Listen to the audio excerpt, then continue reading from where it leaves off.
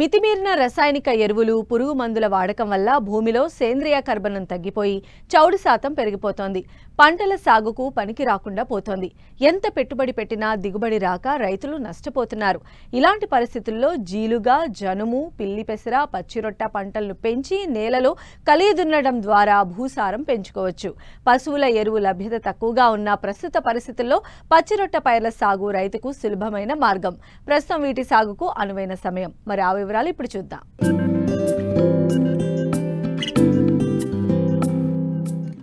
సేద్యంలో రైతు పూర్తిగా రసాయనిక ఎరువులపైనే ఆధారపడటం వల్ల సాగులో అనేక సమస్యలు ఎదుర్కోవాల్సి వస్తోంది. సేంద్రియ ఎరువులు వాడకపోవడం వల్ల భూసారం తగ్గి దిగుబడులు గణనీయంగా పడిపోతున్నాయి. పెట్టుబడి భారం పెరుగుతోంది. ఈ సమస్యలను అధిగమించడానికి ప్రత్యామ్నాయంగా పచ్చిరొట్ట ఎరువులను ఋతుపవనాల ఆరంభంలో వేసుకోవాలి. అవకాశాన్ని బట్టి మే నెలలో ఈ పైర్లను వేసుకుంటే భూసారాన్ని పెంచుకునే వీలుంది. అంతేకాకుండా వర్షాకాలంలో భూమి కోతకు గురికాకుండా అరికట్టవచ్చు. భూమిలో తేమ, పోషకాల శాతాన్ని పెంచుకోవచ్చని సూచిస్తున్నారు తెలంగాణ వ్యవసాయ విశ్వవిద్యాలయం ప్రధాన శాస్త్రవేత్త డాక్టర్ మంతటి గోవర్ధన్. మన రాష్ట్రంలో కానీ దేశంలో కానీ నేలల పరిస్థితి కనుక మనం గమనించినట్లయితే నేలలో సేంద్రియ కర్బనము చాలా తక్కువగా ఉంది. 1% మించి లేదు. అభివృద్ధి చెందిన దేశాలలో 3కు పైననే ఈ సేంద్రియ కర్బనం నేల లోపల ఉంటుంది. ఏదో ఒక రకంగా మనం నేలకు సేంద్రియ కర్బనం మనం చేర్చాలి అంటే కనీసం పచ్చిరొట్టె ఎరువుల సాగైనా చేసుకోవాలి.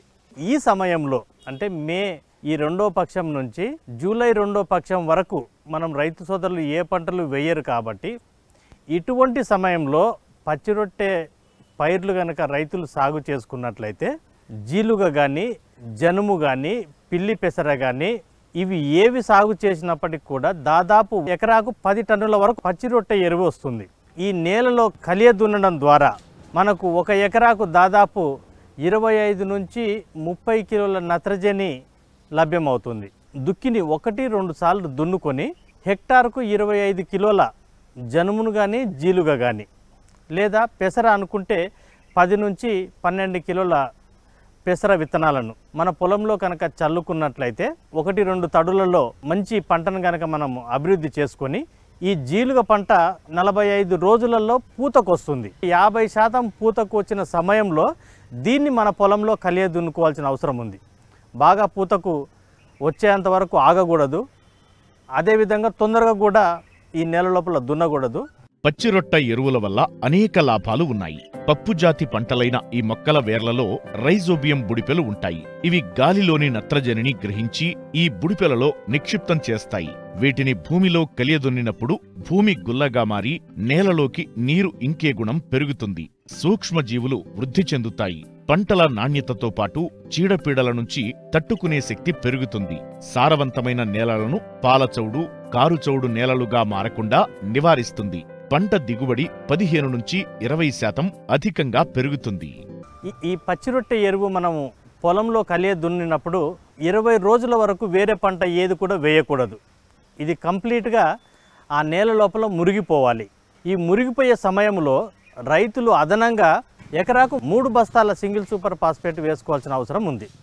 ఈ పచ్చిరొట్టె ఎరువుల సాగు వల్ల నేలలో సేంద్రియ కర్బనం ఎప్పుడైతే పెరుగుతుందో నేల లోపల రకరకాల జీవరాశులు అభివృద్ధి చెందుతాయి. అలభ్య రూపంలో ఉన్న పోషకాలన్నింటినీ కూడా లభ్య రూపం లోపలికి తీసుకురావడానికి దోహదపడతాయి. ఈ నేలలో ఒక రకమైన జిగురు పదార్థం ఉండాలి. మనం వేసిన పోషకాలను అంటిపట్టుకొని కింది పొరల లోపలికి జారిపోకుండా ఉంచుతుంది. ఎరువుల వినియోగ సామర్థ్యము బాగా పెరుగుతుంది. తక్కువ ఎరువులతోనే ఎక్కువ దిగుబడి వచ్చే అవకాశం ఉంటుంది. జనుము సాగు చేసిన రైతులు అదనంగా పశువుల మేతగా కూడా వీటిని ఉపయోగించుకోవచ్చు. రైతులు 1-2 సంవత్సరాలు ఈ పచ్చిరొట్టె పైర్లను సాగు చేసుకున్నట్లయితే నేల లోపల సేంద్రియ కర్బనం బాగా అభివృద్ధి చెందుతుంది. భాస్వరము, పొటాషియం కూడా బాగా ఎక్కువగా అభివృద్ధి చెందుతుంది. అట్లాగే బెనిఫిషియల్ ఆర్గనిజమ్స్ అన్నీ కూడా నేల లోపల అభివృద్ధి చెంది పంటలకు కానీ పోషకాల సరఫరా చేసే సామర్థ్యం ఆ నేలకు బాగా అభివృద్ధి చెందుతుంది. ఏ రైతుకైతే నీళ్లు ఉంటాయో భూమిని ఖాళీగా ఉంచకుండా తప్పనిసరిగా ఏదో ఒక పచ్చిరొట్టె పైరు సాగు చేసుకోవడం ద్వారా తన నేలను సారవంతం చేసుకునే ఒక గొప్ప అవకాశం ఉంటుంది. ఏపుగా పెరిగి ఎక్కువ పచ్చిరొట్టను ఇవ్వాలంటే తేమ అవసరమవుతుంది. వీటిని రైతులు సకాలంలో పొలంలో సాగు చేసి కలియదున్నడంతో ఎరువులపై పెట్టే ఖర్చులు తగ్గడమే కాకుండా అధిక దిగుబడులను పొందవచ్చు.